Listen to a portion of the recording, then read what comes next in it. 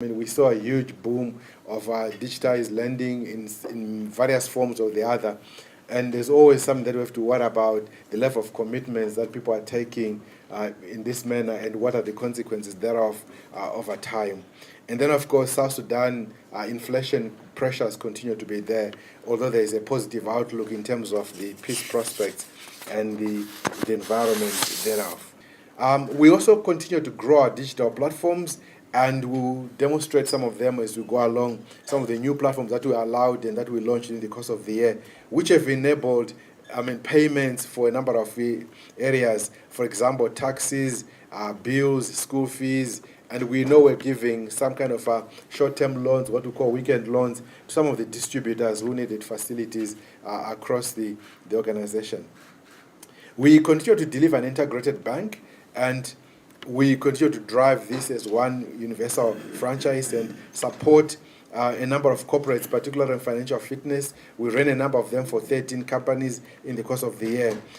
Total revenues, as I indicated, have gone up by 16% on account of strong balance sheet growth, increased trading revenue, growth in fees and commission, and on electronic banking and trade finance, and successful closure of key deals in our investment banking. In a year that saw not one but two central bank rate cuts, a 14% increase in our net interest income, which was driven by a growth in our customer loans and advances, speaks to our commitment to continue funding our customers' growth. In looking at the 18% non-interest income growth, our customer focus saw us do a number of valuable things for our customers. To name a few, we more than doubled the value of our guarantees in the year that we issued for our customers. We continue to empower our customers to bank anywhere they are through our electronic banking channels. And our clients also trusted us with more of their foreign currency needs, which in part boosted our trading revenue. We grew our Tier 2 capital, and that allows us to keep funding our customers' growth while proactively managing our risk to remain one of Kenya's safest banks with a total capital ratio of 17.4, all the while growing our assets at 12%.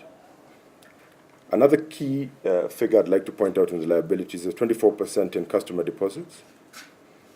I think this points to our customers appreciating our commitment to proactively manage our risk and the safety of our bank. Has grown basically as a result of a general improvement and an increase in our balance sheet. The non-interest revenue line increased by 18%, and this was driven primarily by the trade finance volumes, which increased. We also saw some good deals closed in the investment banking business, and there were some good mark-to-market gains on the trading revenue line.